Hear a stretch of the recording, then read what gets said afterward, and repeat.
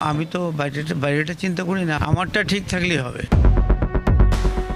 নারায়ণগঞ্জের রূপগঞ্জে অপরাধের সাম্রাজ্য গড়ে তুলেছিলেন দুইবারের এমপি গোলাম দস্তগীর গাজী। দায়িত্ব পালন করেছেন বস্ত্র ও পাট মন্ত্রণালয়ের মন্ত্রী হিসেবে। জমি জবরদখল, চাঁদাবাজি, খুন সবকিছু হতো গাজীর আঙ্গুলের ইশারায়। তার বা তার পরিবারের বিরুদ্ধে কেউ কথা বললে তার উপর নেমে আসতো মিথ্যা মামলার খড়গ আর চালানো হতো অমানবিক নির্যাতন।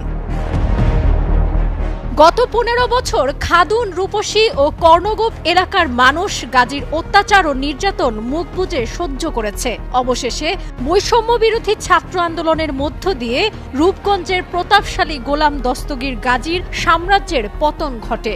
ক্ষোভে ফেটে পড়ে এলাকাবাসী। লুটেরা গাজীর 2 কারখানায় রীতিমতো লুটপাট চালায়, অগ্নিসংযোগ করে জ্বালিয়ে দেয় সবকিছু। লেজ গুটিয়ে পালিয়ে যান গোলাম দস্তগীর গাজী। রূপগঞ্জে গোলাম দস্তগীর গাজী 1000 বিঘা জমির মালিক। বেশ কয়েকটি গ্রামে গাজীর মালিকানাধীন জমি ছাড়া আর কারো জমি নেই। এলাকা ঘুরে জানা যায় রূপসী খাদুন এলাকায় কেউ জমি কিনতে পারবেন না বলে অলিখিত ঘোষণা দেয়া ছিল। বিভিন্ন চিহ্ন দিয়ে ওই জায়গায় থাকা বিল ও জলাশয়ের অবস্থানও গাজীর সম্পত্তি বলে দেখানো হতো।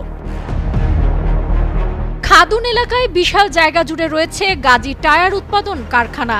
স্থানীয়রা অভিযোগ করে বলেন, 2005 সালে ঢাকা-সিলেট মহাসড়কের খাদুন এলাকায় কিছু জমি কিনে গাজী টায়ার কারখানার কাজ শুরু হয়। এরপর 2008 সালে আওয়ামী লীগ ক্ষমতায় আসার পর শুরু করে জমির জবরদখল। খাদুন এলাকার সাধারণ মানুষের জমি জোরপূর্বক দখল করে গড়ে তুলে গাজী টায়ার কারখানা। দ্বাদশ জাতীয় সংসদ নির্বাচনের জন্য জমা দেওয়া হলফনামা অনুযায়ী স্থাবর ও অস্থাবর সম্পত্তি মিলিয়ে গোলাম দস্তগীর গাজী প্রায় 1446 কোটি টাকার মালিক। এই সম্পদের বিপরীতে তার ব্যাংক ঋণ 935 কোটি টাকা, সব মিলিয়ে দেনা 1022 কোটি টাকা।